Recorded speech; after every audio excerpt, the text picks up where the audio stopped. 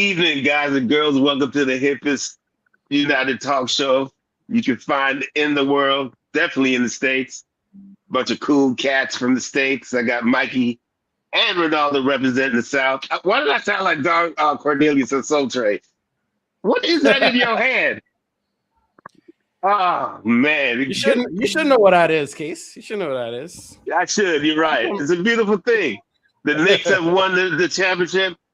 I have gracefully bowed down and accepted it. Think it's a beautiful thing for the sport. But anyway, we're here to talk about Manchester United. And we got to talk about the people who are allowing us to talk about Manchester United. They are called Baloran, Manuki, and Shagidian. You talk about you want someone who's committed to you.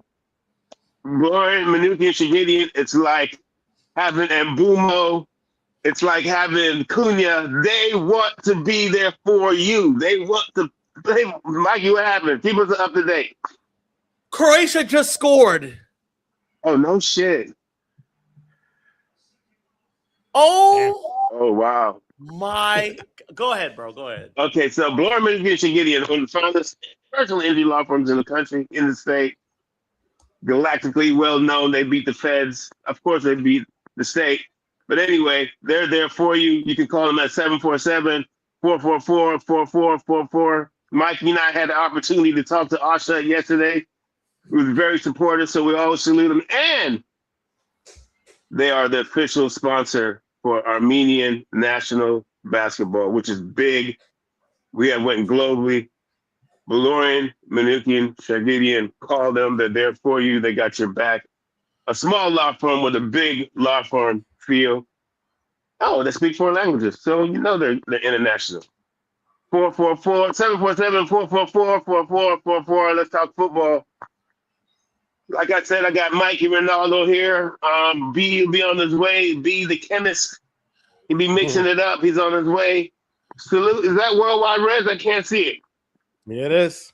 Salute to them. Salute to the man who's great. He's gonna join up. I just sent great Adam content. I have agreed with everything he said. So Tottenham is sunning us, gentlemen. That's the word on the street. That's what Tottenham people are going with. That's what Manchester United haters are going with. We are. Go ahead, Mikey. Give us a live update. VAR check to check the goal. He might be offside. That'll hurt. That definitely would hurt them. Keep us chimed in, Mikey. Keep us chimed in. I know what kind of internet I got in Clayco, man, but my shit is like 30 minutes behind. 30 seconds, sorry. Wow. What you need to go with the big brand name and get you a T-Mobile or something. I got AT&T, man. I'm about to Oh yeah, okay, well. I think we have AT&T here too. AT&T's tricky, but we're not gonna go into. Oh, he is off as fuck. I thought I saw that too, man. He hit the defender though. Ew. Oh my god, here we go. He's FIFA's off. gonna fuck this up. He's off. All right, off. all right. He's off. So, gentlemen, Holy shit. Gentlemen, we got the World Cup going. It's a beautiful thing. We're amidst of transfers. I'm just gonna say it. The word on the street is, we got B in here. I can't even see. There you got Adam. Hey boys, how are you? Top of the morning. Why is Adam black to me? Adam looks black on my screen. My screen is tripping. Mate, I can notify. I can be whatever I want these days. You look like my Uncle Delroy right now. But anyway, Adam, B. Well, the word on the street is Manchester. Well, I just want to get this off. And we're going to talk about a lot of things, transfer-based, money that we spent, what people are telling themselves to make themselves feel better at this moment in the window. I think we were harsh on you, Ronaldo, last week, or maybe 2 weeks ago, when you said, I'm a little bit worried. And we were like, chill out, bro. Relax. Cool your thing. Cool off. Cool your jets, brother. You know, cool runnings. Everything is cool. Yeah, it's still early and stuff. I mean, we weren't too. I wasn't too concerned about the Elliot Anderson one because come on, we were not gonna pay that money, and he didn't give any indication that he wanted to come to our team. So kind of let that one go a long time ago. But the media gassed us up with the Mateus Fernandez stuff, with all the I love Bruno narratives, and West Ham needs money. But yeah, West Ham does need money, and they took the highest bid, and Mateus took the highest salary. I mean, we came with a good offer. We didn't give him like 85 up front. We did 75 plus 10. Did we even offer? I'm not sure. So we offered 75 plus 10 to West Ham. Okay. And we offered him 170K a week. However, Tottenham offered West Ham 85 mil straight up, and Mateus Fernandez is going to get paid 250K a week. Now, well, yeah, I understand why you walked away with that, because the only person making 200K a week or more is Bruno Fernandes. Everybody else is under 200K a week. Rashford, so Mateus Fernandez at 21, off of two relegated clubs, we said we're not going to pay you that. So we decided to let it go. It looks bad, but I kind of get it. No. I don't think it looks bad. You got an echo, B. Or is it me? We got talking in the background. I think it's on you, Adam. It's a little bit of background noise on you. We got TV on. Yeah, I've reduced the background noise. Yeah, it's Is it me? No, Hello? It's him. You're good. Go. Elliot Anderson, I never ever truly believed that. I think you guys have heard me say little things, questioning paying 100 mil for a player in Manchester United situation. I've never even allowed myself to get gassed to believe that was ever going to be an option, because it really wasn't. If you're going to be a team with our financial situation, and we'll talk about our financial situation because a lot of people think it's not a real thing, it's just a myth. We can't afford to spend 100 mil on one player. Now, Mateus Fernandez, what's my other brethren here? I'm not thinking that Tonali. But I agree with you, Ronaldo. The media was saying those were our top targets, but from every credible source that was related to our club that we like to trust, the Ornsteins, the Laurie Whitwells, they all pretty much said this is what the club is saying themselves, that Mateus Fernandez and Tonali were our top targets. So I think we are all pretty much safe with the idea of knowing those are the guys we're going after. Now, we heard that Mateus Fernandez wants Manchester. I heard that after maybe 3-4 days ago. He wanted Manchester United. Then the bid comes out. Now he's a mercenary. Now everybody's telling me we didn't want those guys anyway. They're not Manchester United guys. Why would we want those guys? So then my next question is to you guys, and you guys can jump in, is who's next? Well, let's talk about the Tottenham deal, guys. Adam, I've watched a lot of your content, and I pretty much know how you feel. Talk to me. When you heard Tottenham jumped in and those two guys are basically choosing to go to Tottenham. Speaking of Tonali and Fernandez, did you have concerns? Were you okay with it? What was your initial thought? It actually doesn't bother me, to be fair. It doesn't bother me at all. I look at it like this. If they're chasing money and they're not willing to go to one of the biggest clubs in the world, then they can go there. Go chase the money. But it's going to do your career no favors. Like if that's what your career is about, chasing the money, go for it. Like especially like you've been relegated from two clubs. Like you're absolutely kidding yourself if you think Spurs is going to do any better, even though they've got Tonali now as well. It's just Spurs. They're never going to do any better. It's just the way the club is. They can go and buy whoever they want, but it's not going to make them better as a club. We saw it ourselves. We've spent billions of dollars on players. Has it helped us? No. So I'm glad our boys are all taking their time. They're going for other players. We've already got Emerson, but the thing that gets me is everyone's panicking over it, like our supporter base. if you look at it, we've got a World Cup going, and the normal thing for us is we usually buy someone just before the season, before we go on tour. We always buy another couple mid-tour, and then we buy one at the end. So for me, I'm still patient with it. So it's not bothering me. If you're willing to go to Tottenham and that's where you think you can do your best football, well, then go there. Go collect your money. But it's going to do your careers no favour. So that's the way I see it. It doesn't bother me at all. I don't see all the hype around him. Especially what did Tonali do last year for Newcastle? Everyone's telling me he's world class. Usually world class players carry teams. I don't see how he carried Newcastle last year. Bruno Fernandes carried Manchester United. He's world class. I don't see all the problem with it. You know what I mean? So yeah, I agree. that's the way I see it. I'm on the other side of it. I'm not gonna lie, because I'd be okay if it was just Tonali.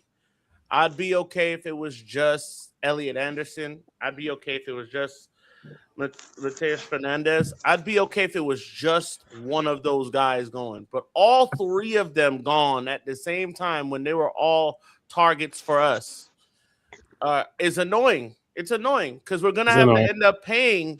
We're gonna have to end up paying a Chouameni upwards of $300K a week if we end up going in that direction, right? So that's that. I'm not panicking. I won't say panicking. I still think there's business to be done. And honestly, this ownership has told us that 2028 is the sweet spot for us to win anything. So I don't trust them. I don't like them. I don't trust them. But at the same time, I think that's what they're sticking towards. So getting Ederson is cool, but he's been very bad this World Cup. I'm very concerned with him in this World Cup. He has not looked good, but I also haven't seen enough of him for me to make heads or tails of him yet. So I'll reserve some judgment there. If it was just one or two of those guys and they were going out of the country, I'd be fine. But they're all at home. They're all at home, and we're gonna end up paying that. If first and foremost, we're gonna have to pay money. You're gonna have to pay money for someone eventually. Eventually, you're gonna have to spend the money to spend. All the teams that have won in the last 6 or 7 years have spent some money towards that expansion. When you look at Arsenal with Declan Rice, they spent $100 for Declan Rice. They did it. You know what I'm saying? You look at Liverpool, they've spent some money. They don't spend the most, but they've spent some money. City spends it. You're gonna have to shell out some cash to get someone quality of all time. So, it hurts. It is annoying. Is there business still to be done? Yes, but I can't be mad at people when they're mad at I can't be mad at people for being mad at the idea that, hey, we were in for at least. Now, Anderson was never going to happen. From the go, City was going to get Anderson. That was never going to happen. But the Fernandes deal progressed, and it looked like that was a little bit more likely. Now, granted, you guys have said, I've heard this sentiment all the time, and I'm not knocking it. The idea like, if they want to go there for money, everybody wants money. The dollar amount has to be right for them to go there. It has to be right. It's only Bruno who's in the last few years said, you know what, I'll stay here even though I can get 750, but he probably doesn't want to play in Saudi Arabia anyway. So I'm not dying over it, but I do like the change of tone from everyone from, we don't need them anyway from before they were targets. It's like, this is annoying. It's annoying that everybody's starting to do business and we've done one piece of business that we have yet to see if it's going to work or not. Dennis Bergkamp 1018 says, bruh, Spurs stole your whole entire midfield rebuild. I wouldn't say the whole entire, but they definitely did take a couple of our targets. I don't think it's too crazy, but I feel like we weren't going for Tonali, at least not now. We're gonna wait till the window shakes out before Tonali. But yeah, they jumped everyone and got Tonali. It is what it is. Give credit to them. I mean, they're desperate. They just almost got relegated, and they're trying to get back in the Champions League. So, and they got cash to splash. Another thing too is that we're not talking about is the coach. De Zerbi is a good coach. Brescia is a city that De Zerbi and Tonali is from, so he pulled Tonali, easy peasy. And today, Mateus said he spoke. He said De Zerbi was a big reason why he decided to go. He pulled him, and y'all not gonna like this part either. The guys that we got last summer, the Cunhas and the Boomers that we have on reasonable salaries and everything, we like to credit. We only say Ineos help get those deals. Amarin pulled those guys. So coach matters too. I mean, recruitment matters too. And you know what? I can't say I fully trust him, but based on what's happened before, we gotta give him a little bit of trust. I mean, even though we don't have like big coach pulling, but yeah, it looks like we're sticking to our budget, man. We're not gonna be overpaying anyone. That's basically, I guess, it's now for now. Tonali wanted close to 300K. We don't want to do that shit. Why can't I hear anything? What you would call it? They didn't want to pay over 200K for a week for Fernandez. I think that's valid. You know what I'm saying? So it is what it is. Maybe we got to temper our expectations, or maybe they're waiting to splash it in terms of their valuation. Like a guy like Chouameni, who's done it all at a club level. He's right now on 300K euros. That's like what, 260? 260. I feel like if he's, and this is what we're gonna have to wait for too after the World Cup. He's not even bothering about any club or whatever. He wants to stay at Madrid, but he's open to moving. So they claim. I got to take everything with a grain. I'm at the grain of salt part of the transfer window after Mateus Fernandez, honestly. So, if he decides he wants to come to Man U, I think Nebraska, they're gonna pay the fee, and there's no chance in fucking hell we could tell him to take a salary cut. There's no chance. He's done us. He has to get that same salary or a little more. I don't agree with paying him 300K a week because I rather pay that salary for like someone like Bruno. But I think 260K a week is more than fair for Chouameni. And it is a position we need. We need a 6. We need 2. So, mind you, we're paying. We got to echo. Mind you, we're paying. We got to pay Mason Mount more money. We're paying Rashford 300 something or whatever it is that he's making to be possibly coming off the bench. Right, he's not starting in this team. So, I say all of that to say, I see that we're in for Somerville. We're talking to Somerville now.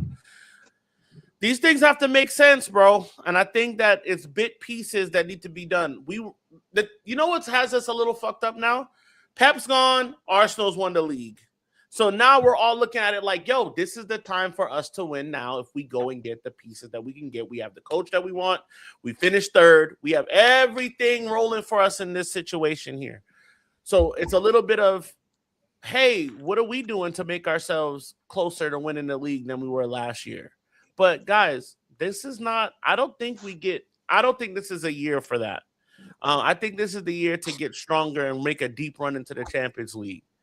That's the fucking win a trophy, make a deep run into the Champions League, and then we go again after that. Because we still have to reckon with, is Bruno staying? Is he going? After that, are we going to build with the Bruno salary that we got, or are we going to go in a completely different direction?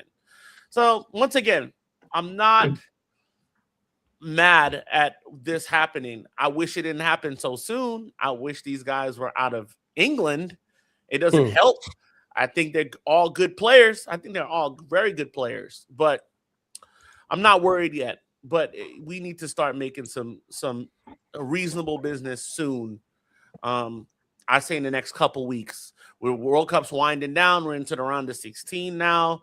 Honestly, I want to see the World Cup end, and then we make the business, because you never know. We buy a guy, and now he's on one leg. You never know. Look at that guy. Look at the kid from Canada. He won't be playing.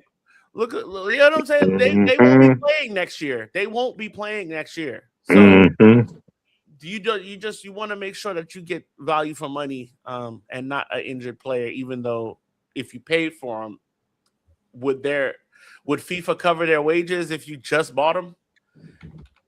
And would they cover for next year? Does that how it works? I don't know. I know Ederson. I mean, I know Ugarte's covered, because he was to be the Ugarte replacement. Now we have to hold on to him. Godspeed to him, though. I hope he gets better. Yeah, I hope he get. We all hope he gets better. That's why we never want to see the injury, but it did. It is what it is. It's definitely made our midfield situation even more critical. I'm about to get to you, B. One thing is we spoke about Somerville and the club's interest in Somerville. I can honestly say I don't know why that's even a priority right now. That position, I like Somerville, but if we sign Somerville right now, and I'm just throwing my hand up because when I heard it, I think that would be a bad misuse of funds at this juncture in the window. I just don't get it. I'm really trying to wrap my head around attacker. I know they're talking about the kid Alex Scott, Shumani. I think Baleba has been back. It has to be back into the fold now because the club is definitely going after guys with the age demographic. Premier League proven people want to come to the club. That seems to be the pecking order. But yeah, the Somerville thing. I just wanted to speak on that. It kind of just caught me a little bit off guard, especially as we have signed Anderson, and his World Cup hasn't been. Whoa! Viva Mexico is in the house. What's up, Jeremy? Whoa. What's up? Jeremy What's up, guys? Sanchez. La Raza. Yo, what's going on, everyone? What's No, going we're on? just talking about the transfer window. Brian's about to jump in, then you can jump in because we need to hear everybody, and then we'll get into whatever next topic Ronaldo has. But how you been doing, Jerm? I'm doing good, man. Out here in these streets. Yeah. I don't want to take it away from you guys, so just go ahead and I'll jump right in. I'm gonna touch on Somerville. Well, we've been talking about needing a left. Well, first of all, Adam, can you hear us? I can hear you. Yeah, no worries. Okay, I just can't hear the new fella that was just talking. Oh, Jerm? Yeah. That's Jeremy. Jeremy, Adam, What's Adam, up? Jeremy. My bad. This Not is a my West first Coast time guy. doing it off on my phone. Yeah, I'm doing still it off can't on my hear. phone. I don't know. So, can you guys hear me? We I can hear hear we you. can. I hear you. All right. This is my first time doing it from my phone, so everyone looks pretty small. But my bad for That's how I do it every time. Y'all still here? Yeah. So regarding Somerville, I know we wanted a left-sided player, right? And depends if it was left back or left winger. Now that Newcastle got like almost $200 million from two players, there's no way they're gonna sell Lewis Hall.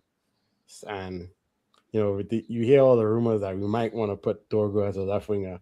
I think he's gonna do it. And if we sell Rashford, Somerville's in. Yeah, I think it just depends on Rashford if we could sell him. Some people say, I don't know who, but some people say we're gonna get rid of him. We'll see. But yeah, if we can't sell Rashford, he has to stay and play for me. I'm definitely cool with that.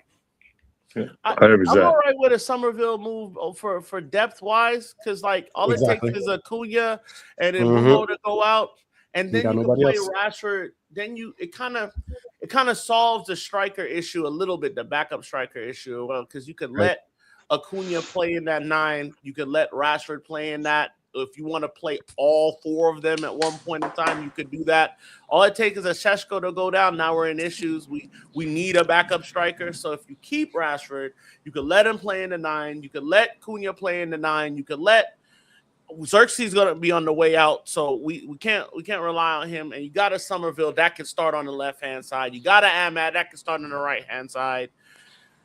It's about shifting and changing. We can't buy primarily for position only. These guys have to be positionless. It kind of has to be like basketball. So yes.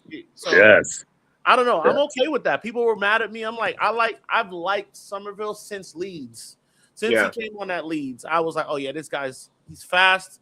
He's good on the ball, and he's only gotten better. And he was one of the only bright spots in that team outside of Fernandez. So I'll take him. I just need to hear the price.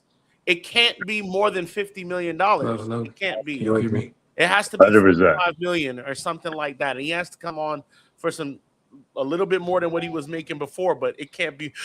We can't do $50 million. That's insane. From what I'm hearing is like Tsunamendi, we've submitted a $75 million bid for him. So plus Really? $5 million on add-ons. So like that's big money right there. And then we're looking at Alex Scott. So that's what I'm hearing. Yeah. So I'm hearing we've put a bid in for that. So and then we've got Alex Scott as well. So this is one reason why I'm not panicking. I think we made good buys last year. Made good buys last year.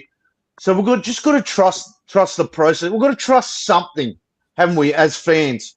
Because before probably last season, I know like the season before we had Onana and all that, and that was just a freaking nightmare, right? But if you look at our Cunha and Mbumo, Le Mans, they've all been good buys. So at some stage, I think the fans have got to trust somewhere. You know what I mean? We have to play our part as well. I think, like I said before, it doesn't bother me the other two are gone. If they want to chase the money, and good on them. If the money doesn't bother me, it's irrelevant. Yeah, go get it. You know what I mean? But absolutely, when you're going for guys that have been relegated and things like that, it probably concerns me a little bit more. Gambling issues. Gambling issues and everything like that. I think we're okay. I'd rather them take their time than, and I do agree with Mikey as well, with what he's saying as well. So I'm probably up and down where I am at the moment. But, yeah, I think, look, if we're submitting something to Mendy and then we've got Alex Scott, yeah, I'm happy with that at the moment. We're linked with everyone and nothing changes every single year. And then somewhere along the line we get some left field signing that we don't know about. You know what I mean? Like, when it comes to the World Cup at the moment, like, I'm so impressed with the way Cunha's playing. And all I'm thinking about is, like Mikey just said, bring Rashford back in, play Cunha against Sesko. You know what I mean? Things like that. You know, that as fans, that should build confidence for yourself. Yeah. You know, the thing that worries me the most is depth on the bench. You know, we're looking at our youth side. We've booted ourselves out of local tournaments to play in Europe so we can bring in our 21 squad. You know what I mean? Yeah. So it's not like we're not trying to build depth. And then we've got Ineos trying to save money. I know this is a huge call where they're trying to get us out of debt as well. So we've got so many factors as fans that we listen to. I just think at the moment, fans just need to be very, very patient about it. And as usual, Manchester United are very good at getting their fans excited about things. You know what I mean? Like, as soon as things are down, then they bring something in.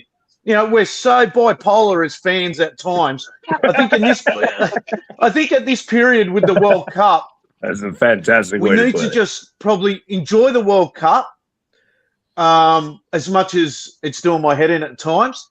And then as soon as that comes in, as soon as the World Cup's done, I want to see signings like Mikey said. I want to see it that next day. You know what I mean? Man. I think we would have seen an announcement with Emerson and that, but if he never got called up. But, yeah, I'm trying to stay patient with it at the moment and not get too dramatic over it. Yeah.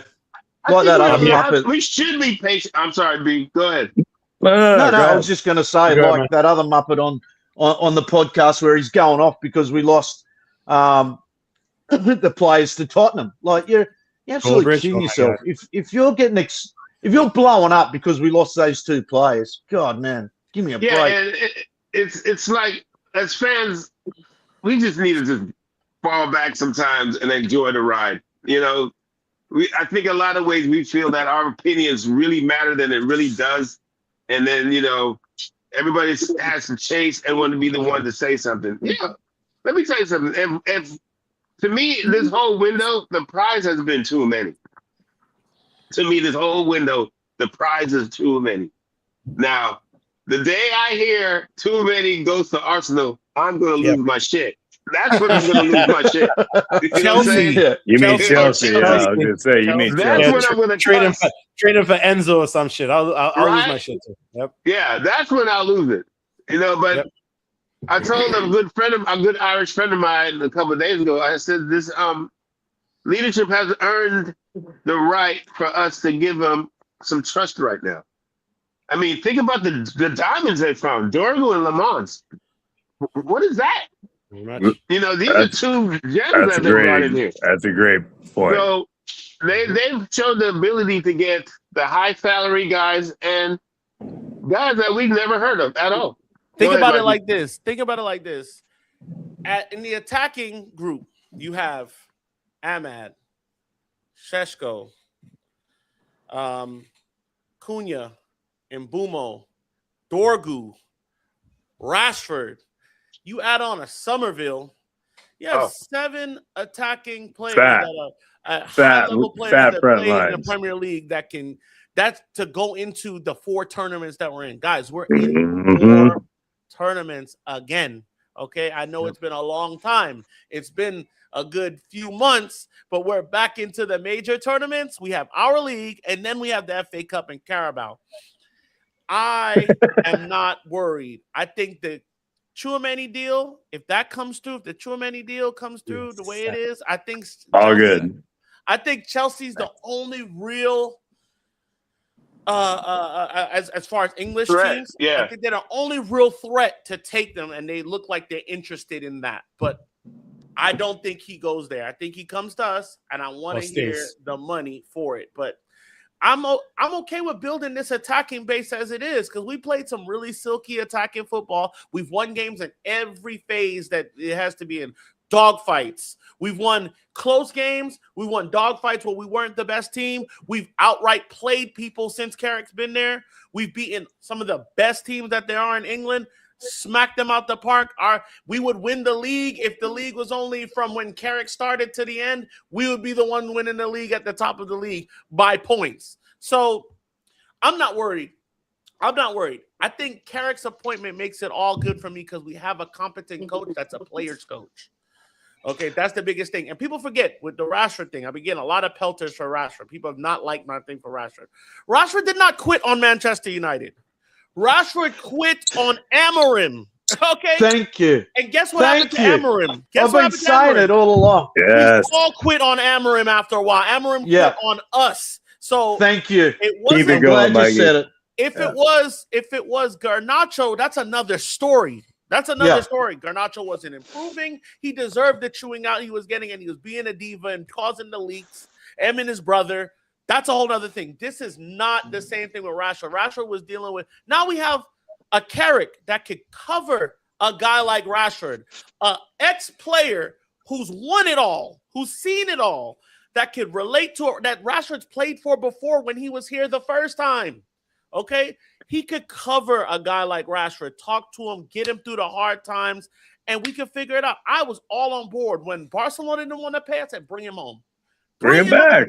And everybody's ready to throw him out. Listen, if he doesn't do well, then we fucking slag him off like we do everybody else that's underperforming, like we do Ugarte, like we do Dallo, like we do anybody else that isn't playing well. We let them know, hey, you're playing like shit. But Rashford did nothing wrong to me. He didn't quit on me. He quit on the guy that took $15 million out of his club and was smiling walking down his driveway afterwards. That's who he quit on. So I 1,000% agree with you, Mikey. No, I think we're also forgetting about the other thing that's got me as well is we spoke about Baleba all year. I still think we're getting Baleba. That's what like I spoke about that all last season, and through a few of my contacts, I already heard that he was already negotiating and it was just more the money situation. I just think, again, it's coming from our staff and they've got a way of releasing players to their fan base. And I still think we're getting Baleba because if you notice, no one has spoken about him since the end of the season. No one. We spoke about him when we played Brighton in the last game of the season or the last 2 games of the season. And then all of a sudden, no one has mentioned him ever since. No one. And I still think that that's a big reason why we're going to get him. So I still think we're looking probably for one player because I think Baleba has signed and they're just waiting for everything just to settle down and then they'll promote him and give him to the crowd. So I just think that's a big one. I think we'll get him. Wharton Yeah. as well. Wharton is out there. Exactly. I Yeah. would scoop Wharton up. There's so many better players in Wharton those two that are going And to too top. many are my targets right now. Quietly, Wharton is out there, Baleba's out there, Scott's out there still. There's still players out here. And again, this ownership has told us already that they are not worried about us winning the big one until 2028. And I still think that they're holding on to that. I would like to win it now, of course. Of course. It's been 13 years. I would like to win it now. But at the same time, I would like to build something that's going to sustain itself long term. Winning it now, I don't think Arsenal wins it again next year. I don't think that happens. No. They've been found out with their style of play. They've been found out. Had 22% possession in a Champions League final. When they play a decent, they won't do it again. It won't happen again. So the door is open. We got to see what Maresca is playing over there at City, but the door is fucking open for us to do what we do. And honestly, Anderson hasn't looked great this World Cup either. No, England hasn't looked good. I still think there's a little twist in Rashford's story. That's what concerns me. I think there's a redemption story. And that's what I was about to say, Mikey, is the club is now reeling their fans back in to accept him back into the club. And could you imagine it if there was a twist and he goes and gets signed somewhere else? It'd be a disaster, man. Like, seriously, everyone's starting to. I want Rashford back. I'm a huge Rashford fan. I take it. And but I would be totally gutted if he went somewhere else now. Not to mention, he's not our number one choice anymore, right? Cunha is, and Bumo is. So there's our depth. It's not that much of a stab and twist for us if he comes in and underperforms. We have our guy that we want that's younger, that's going to take us forward. So that's cool. But can you imagine that Rashford steps up to the fucking the sideline and he subs on at Old Trafford week 1, comes on 70th minute and scores a goal in front of the Stretford end? It'll happen, mate. I'm telling you. Could you imagine the headlines? I just got goosebumps. You know the thing about it too? The guy's on 100. I think he's on 138 goals. He's 4 goals away from passing Cristiano Ronaldo's record at Old Trafford. That's crazy. Yeah, and that's what I was more disappointed about when he left to Barcelona, because he was on the verge of beating Ronaldo's record for goals at Old Trafford. He's our highest goal scorer since Fergie, and this is what pisses me off with people. People don't realise this. It's crazy to think that we're going to play like that scored 138 goals, and he's our highest goal scorer since Fergie, and we just brush him off to the side. And that's always my argument with people. If we never had Rashford in the last few years, and it's my argument when Ronaldo came back as well. You know what I mean? We took away he was our poster boy, Rashford, for that 30-goal season. And even the one before where Martial and him scored the same amount of goals. Cristiano back. And then all of a sudden, Cristiano comes back, and then he's gone. People go on about he scored 24 goals. I still believe Rashford would have done the same thing. So, anyways, That attack was looking good in the summer. 100% it was, man.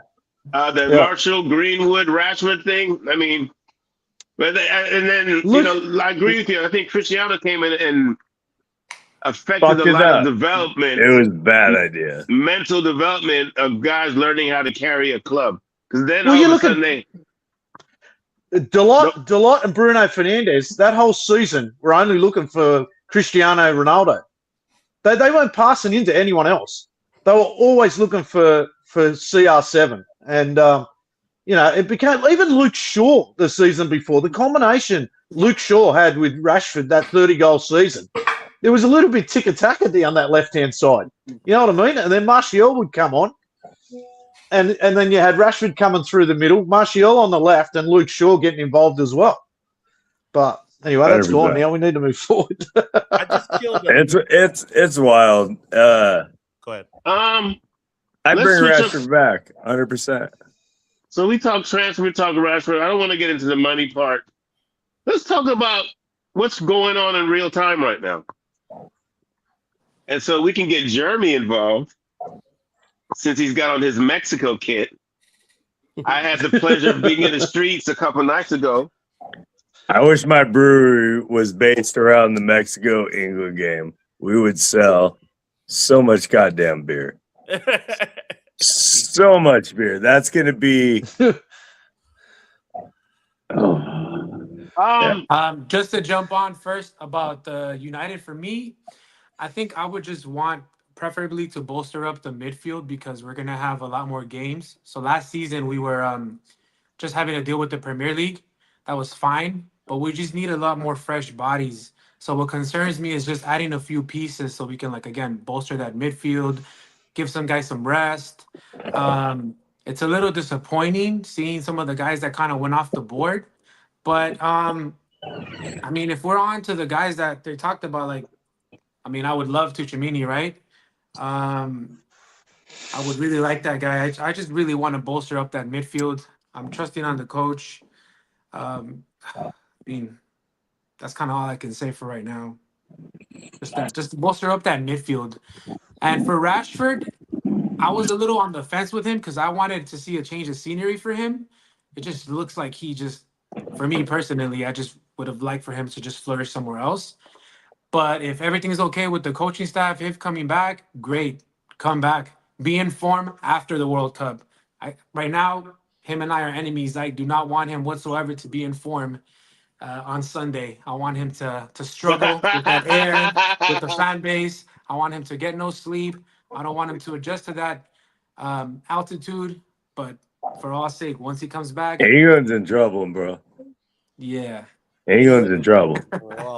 You know, Mexico's they're from that opening game against South Africa to now, I think they've made the biggest jump in class, you know, from that game. Because that game was embarrassing. That was an embarrassing game for both sides. More for South Africa than Mexico. Mexico won it, so they can't be too embarrassed. But that Mexican team, let me tell you, they could play with anybody, I feel like. And I think that they're gonna have, I think England's gonna be in for a rude awakening. I think they are. Because look what they let Congo do. They let Congo went toe-to-toe with them. They let the Democratic Republic of Congo go toe-to-toe with them and scare them for 74 minutes of that game. That's not how you do it. You're not winning. They ain't coming home with that. That kind of performance. France ain't doing that. Who else? The true favorites to win this thing are taking the game by the horns and putting 3-4 past you easy. Spain has a hiccup. So it's all there.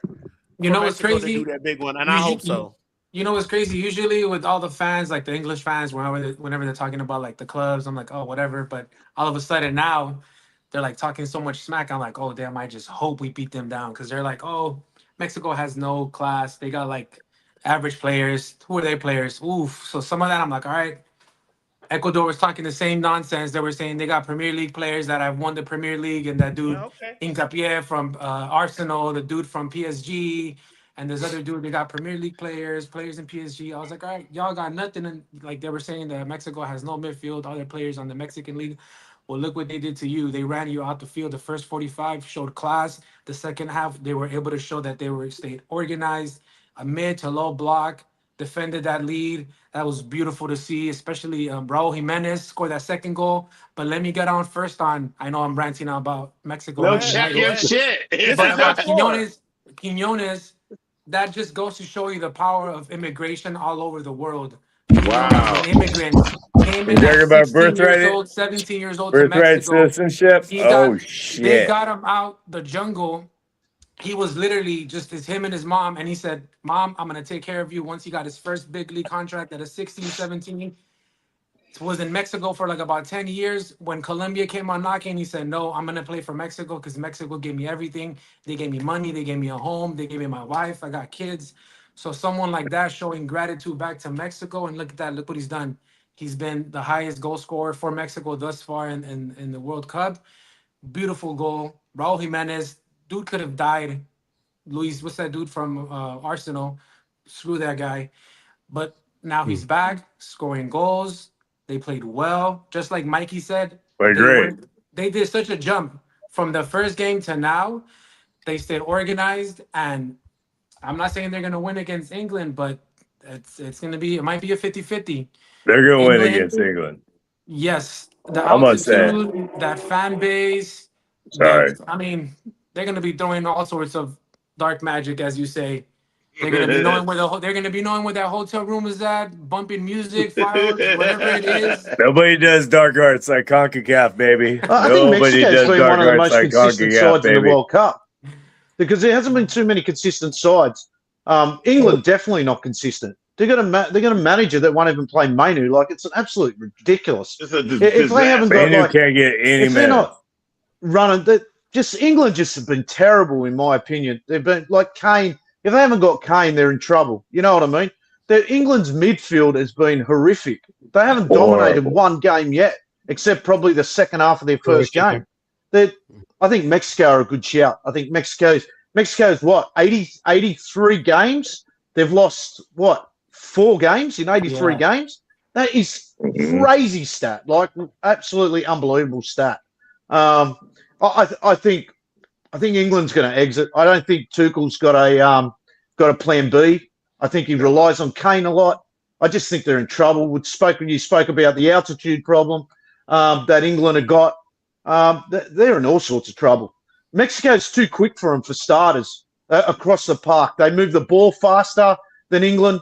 So the pace of the ball for England, they won't be able to keep up with, I just think. I think they'll go down. I think they'll go down 2-0.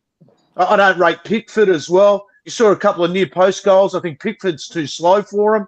I think England's in big trouble, especially playing in Mexico as well. They're in all sorts of shit. Correct me if I'm wrong, because I wasn't able to really watch the full game with England and Congo. I was talking to a fan today at work. He's a Colombian fan from Colombia, and he was saying that most of like the African nation teams, maybe the experience they lack, you guys can correct me if I'm wrong, is that they play a little too front forward, so they leave themselves open. So what Congo should have done is just play like a low to mid block against England, and they would have won that game. So he was just saying like how teams in America, like South American teams, like if they were to play it against England, they'll play quick, get a goal, and then just sit a mid low block and let England break them down. Say, dare me to break me down, because England has not shown that they can like really break a team like that.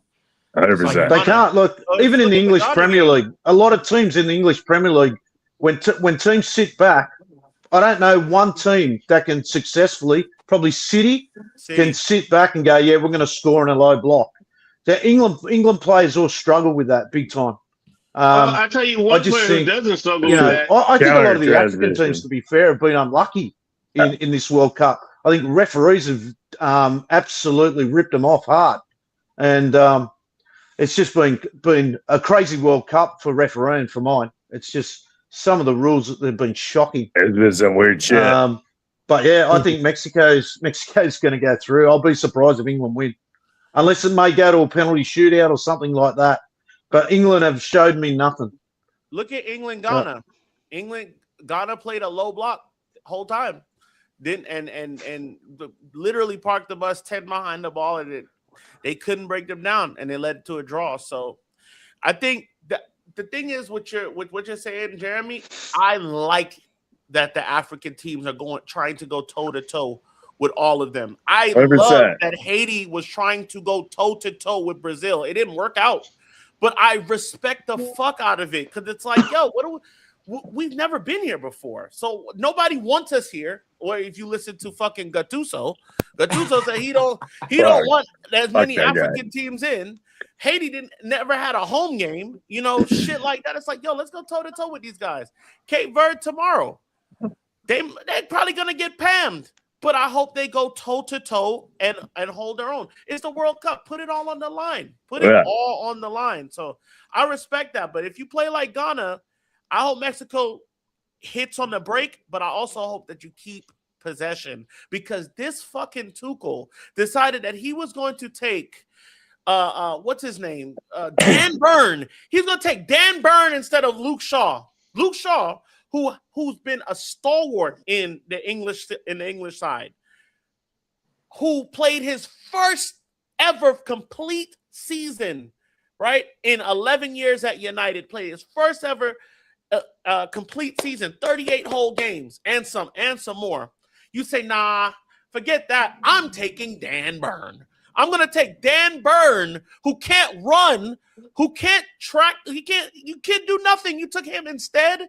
Come on, bro. You don't take Harry Maguire, who has his best moments in an England shirt. He does. He's a goal. You could stick him up there in the last 5 minutes of the game and let him play striker. He'll get you a goal. He finishes penalties. He can defend. He has experience. You say, no, I'm not taking him. I'm taking Kwanzaa and Kansa. I'm taking those guys. Okay, fine. You don't play Kobe Mainu at all. You say, you know what? I'm going to put Declan Rice at right back. Declan Rice gets winded in the first 15 minutes of him playing right back. He's winded and has to come off. Instead of you saying, you know what, bro? Let me take a Cole Palmer. Let me take you don't do that. So they're going to suffer for that. They're going to suffer. If it wasn't for Kane and if it wasn't for Bellingham, England would not, and Rashford, it wouldn't be close. It wouldn't be close. I think they're living dangerously. And we go for an English side. So you don't inherently want England to lose. I know, Jeremy, it's a little different for you. We go for an English side, especially now. But, they haven't shown me anything. I think Mexico does them 3-0, honestly. And Mexico hasn't conceded. We haven't conceded 5 games. You're right. What, 5 games, right? One of the other things that I kind of hold my hat on is that our coach, even though this is his 3rd time, I didn't want him on there.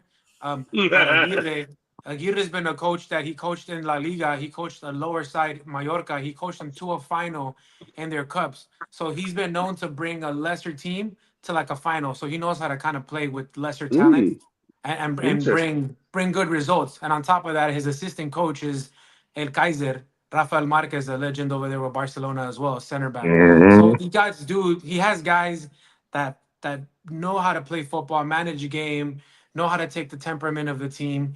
And just like you said, Mikey, I wish they come out there quick and attack, just like they did on Ecuador, run that team out the door. It's going to be a cardio match, and I feel like England might not be up to the task on that cardio match. Let me say this to RSV. RSV says, big up. I have a weird feeling that it will be a rematch of the last cup. If you didn't see this right here, RSV, I just wanted to show you this. RSV. You doubted us, RSV. I did not forget. You see what that says right there? I just wanted to show you that. Just for you, brother. Good luck to Detroit next year. Big up, everyone, says Blykestro. Yeah, man. Yeah, I mean, this has been one of the best World Cups. I'm not going to lie. Yes. Aside from all the bullshit that happened with the tickets and the fans and the referee and the threats of ICE and all of that stuff. Iran and Uzbekistan and Senegal, all those people that had an issue and them not letting in our DR Congo guy and the hydration breaks with the thing that Maradona said they were going to do years before he died. Shouts to you, Brian, for that bit of information. It's been good. It's been, as far as the game's gone, the Giants have shown up. The goal race, Arzabal is in the goal race now for Spain. You know what I'm saying? So, I've been having fun. This has been a good football-filled summer, and I'm enjoying it. I'm thoroughly enjoying it. I would love to see Mexico versus the U.S.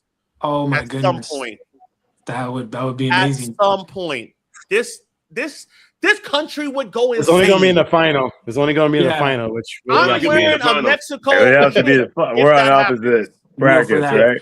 I mean, it would have been better to have Mexico host a little bit more games. I think the vibes, just Mexico in general, just Mexico knows how to host as a country. We're very hospitable to when people that are coming from out of other countries. Mexico just knows how to show people. You actually let them in. That helps. Outside of Mexico, Mexico number one fan fests have been in Atlanta. Just saying. Hey, I feel that Atlanta knows how to get down, man. The number one, everyone saying the number one fan fest in the nation have been in Atlanta. Just saying. I don't know. The LA one, it was packed. We know how to party, man, and parties don't stop till 8 in the morning. So, Adam, this is what's going on over here. United States is football, soccer crazy right now. It's so many non-footy people are highly invested, Adam. They are invested. I have people They're who have not. never spoken one word about footy to me approaching me like I don't watch. Like, hey, did you watch the match? Did you get time to? Whoa, slow down, bro. This is what I do. This has been my life for years. But you're having people who don't even know. They can't tell you who's the coach's name, probably, but they are fully invested. So I don't know how it is over there in your neck of the woods, but it's been amazing to see how the World Cup is being highly successful in the United States. It's already been successful in Mexico. Canada, I haven't gotten the vibe from there yet, but this country has been out of their minds over USA football. I mean, well, I'm going to keep it USA football. And the fact that they're playing well hasn't hurt football I'm just telling more people, Manchester United is always welcoming new supporters. We're always welcoming to new supporters. Yeah. Because people are not asking me what team should I cheer for? What the fuck? Yo, I had somebody. The- I was on a family trip where we got a big mansion and we had 30 people come down from all over in Florida or whatever. And I had to explain football so many times as I was watching. I had to explain, how do they get there? How many games do they play? What's this? I think it was annoying, but I also think that's a good thing. That is a good thing because so many people, especially if the U.S. continues to do well, so many people will be turned on to the game in a way that they never have been before. But what I don't like are the takes. The takes have been bad. The U.S. has not played anyone yet. Okay, the U.S. has not played anyone yet. They should be proud of themselves 100%. But I'm sorry, beating Bosnia-Herzegovina does not fucking excite me. Okay, it doesn't excite me at all. You have to play someone real. You got someone real now. Mexico, you got someone real. Let's see what happens. Hey, didn't it suck? What did you take on what's his name? Balogun getting kicked out, the red card. That was bullshit. Was not a red. That was not a red, was the it? calls have been bad. That was the same thing as Messi's bullshit, and Messi's didn't even get fucking VAR reviewed. I think it was less than Messi's one because Balogun wasn't even watching. He was tracking. It's backwards. bullshit, and you can't appeal it. You can't appeal it. So he's out. It's bullshit. It's a shame because he was in form right now for the U.S. He's our striker. He scored 3-4 goals for us. And since we're on the takes thing, Mikey, what's your guys' take on, every time around this time, the 4 years, they're like, oh, the U.S., are they going to be more competitive? What happened if athletes like LeBron were playing football? Wouldn't we be dominant? I think you can be the best athlete, but that doesn't necessarily mean you're going to be the best football player. Look at Messi. He's like, what, 5'6", Look at Modric. 5'7"? America's youth system is pay to play. That's why America does not do well, because you have to have money to play. Every other country it's like the metric system. Every other country runs on the metric. No, we're gonna do this imperial system. Your kids gotta pay. You gotta have money. Your parents have to have money if you're gonna play competitive. Every other country, that's kids just play. It's handled by their nation in every other country. Every other country, exactly. If you're good, they find you and they sponsor you, right? You have to. Not in Australia, mate. In Australia, ours is exactly the same as America. Costs us a fortune for our kids to play. Yeah. Even though, to be fair, in Australia, in the Australian team, obviously athleticism help, but doesn't correlate 100% to you're going to be the best nation. It doesn't do anything because the parents have to pay to get the kid on the field to show that he can play. You have to pay to showcase your child. Mate, it was That's like saying Peter Crouch for would be a girls good to play. basketball player because he's 6'6" or some shit like that. You know, Yeah. it doesn't mean that. It doesn't mean that. I don't agree with that at all. But what I do agree with is something that the commentators have been saying.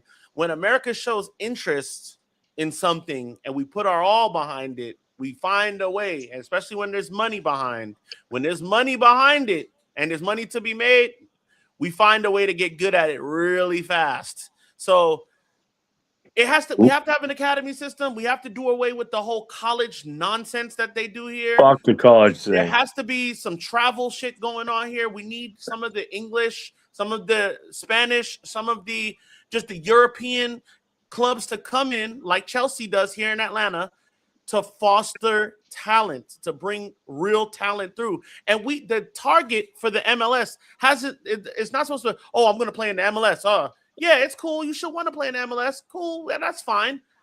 But look at the United States national team. A lot of them play in Europe, and look how well they're doing now. Now, granted, they haven't played anyone yet, but a lot of them play for big time sides. Leverkusen, McKinney, you know what I'm saying? Newcastle, yeah. Shit like that. You want that. The goalkeeper's an Arsenal reject. You know what I'm saying? You want that. At least in America, you got corporate support. In Australia, we don't have that. Man, we've got a population of 23 million people. We don't have corporate support. Our first sport that we play in Australia, and it's only in Melbourne, you play the Australian rules, right? And then you got the NRL. I just signed a $5.3 billion deal through TV rights. Our A-League here, they're having meetings every second week to cut the pay for our A-League, which is our top tier. Whereas we've got the National Premier League, where our top players, supposedly, are now pulling out of our top league to go and play in the National Premier League because they're earning more money. So at least you've got corporate support in America. And to be fair, like from my side of the things, when in your schools, in your college system, they can take players from overseas to go into the college system. It's part of their education system over there, where they have to have a certain amount of players from around the world going to the school. But the biggest problem you've got over there, and this is no reflection on anyone in America, your education system is so subpar to around the world, like compared to our education system in Australia. Most of the time when our Australian players go over there, they get the hell out of there because they've already learnt what they're teaching at the school. They're usually 2 years behind. And that's no disrespect, but that's fact. My daughters could have gone and played in America. They could have gone and played. My daughters play in the highest level here. And it costs a fortune, man. It used to cost me for my two daughters to play in Australia nearly 10,000 Australian dollars a year. It's crazy. Especially when they travel as well. My daughter plays for the state every year in futsal. And it costs me 1,000 Australian dollars every year for her to play in it. It's crazy. It's a pay-and-play system, and it never works. But to be fair to the Socceroos, they have got, 4 or 5 immigrant players that were in camps and everything like that. So, Australian football's got a long way to go, but unless you've got corporate support, it just doesn't work, especially like here. Never thought about that. Let me read some comments here. LeBron would have been a goalkeeper since he was 13, 14 years old. I hate that take. Point guards like Kyrie, Westbrook, D Rose would be the best comps to play football. If you think, when I played football, like American football, I played soccer. I played soccer on the side because it helps with footwork. It helps with your footwork, and especially if you're a skill player and you get the ball. If you're a running back, if you're a wide receiver, if you're a tight end, even if you play on the line, that footwork in football will help you, will translate to American football. Look at how good Dirk was. Look how good, what's his name? Steve Nash, you know what I'm saying, from Canada. Like, look how good. You see Wemby dribbling the ball. Wemby dribbles the ball. He's 7'5", and he's doing kick-ups. He's doing keep-ups. So, like, it helps. As far as the education system goes, that's by state. That is by state because the states fucking regulate their system and they steal money and all that other shit. But you can't go pro. You can't. So I had a friend that played for Sheffield United, right?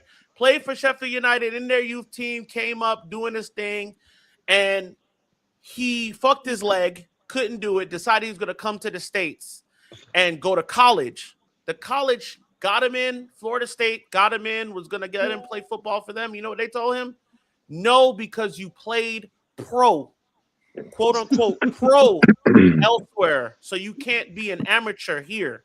So That's an NCAA thing, they I kicked think. him out. He ended up playing a bunch of fucking low league United States. USL. And then he ended up working for like fucking Enterprise afterwards because football was just done after that. We're talking about a kid that was actually pretty good.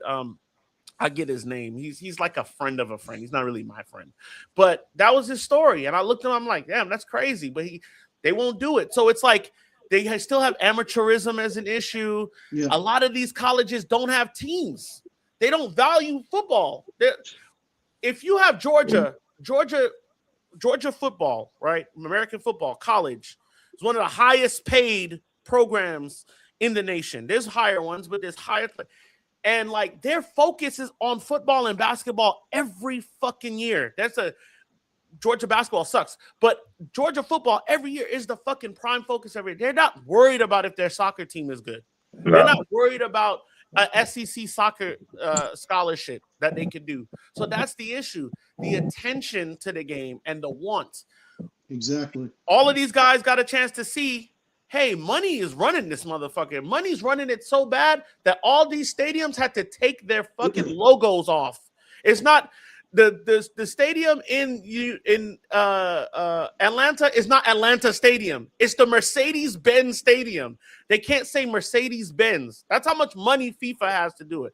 FIFA has to kick out some money to the United States. Same with SoFi. Same with whatever it is in San Los Fran. Angeles Stadium. No, if you're not a FIFA New York sponsor, Stadium. It's Gillette Stadium, not New England or what, New Jersey. And they paid for that. And the sponsors who are always so money hungry that they would tattoo their sponsor on their forehead if you let them, let it happen. So they see what's going on here. They see that there's an opportunity for us to have a real league but also here in the States, we don't believe in relegation promotion. That's also an issue.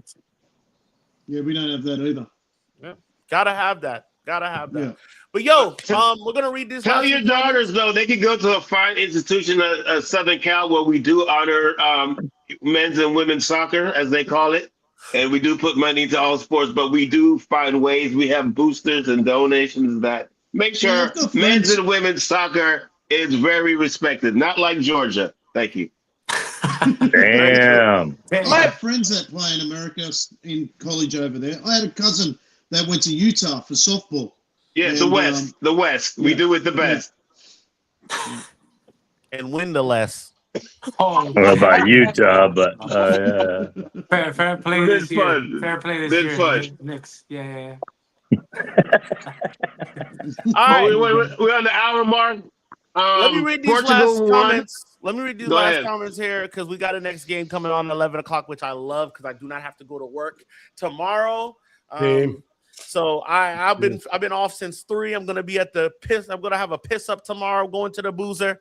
But RSV they teach calculus in elementary school in Asia and America. You don't even learn the basics of calculus to the first year in university unless you take AP or honest, brother. We are dumb here. We're dumb and fat. So there you go. Georgia has 12 million or so, half of Australia, basically. We have Atlanta alone has 8 million people. Atlanta alone. So that's just one city. Hell, let's take it a step further. Brooklyn, a borough in New York, has 8 million people in it. So not even which is crazy. Yeah. Not even a whole city. Yeah. Brooklyn? 8 million alone. And they're all on top of each other. Yeah. All on top of each other, living. I love it too. Be on top of me, mama. There's 40 million people in California. Shouts to California. Shouts to San Diego. All right. I don't know why I said San Diego in general. I love San Diego. Yeah, I don't know why you said that. Anywho, San Diego is nice. San Diego is great. We're at the hour mark, man. Mexico is going through. Shouts to Jeremy for joining us back. We're gonna have way more shows. We're gonna have way more stuff going. We're getting the ball rolling. I know you've missed us. If you're gonna watch this in the future, give us a like, a thumbs up, a hype, anything. Share this, subscribe, join the Facebook. join the Instagram, join the TikTok. We're always posting on there, and keep liking the shorts. You guys love the shorts. It's crazy. RSV, ask your last question as I close it. Yeah, shouts to Adam, man. Shouts to Adam. We're gonna have Adam on way more, and we're gonna be doing we said this Support last night, them. me and Casey.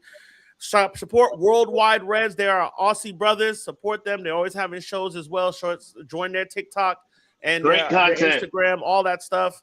We're gonna do more shows with them, especially since we have more competitions going on. So it's gonna be a lot more. You're gonna be seeing Adam's bald head way more.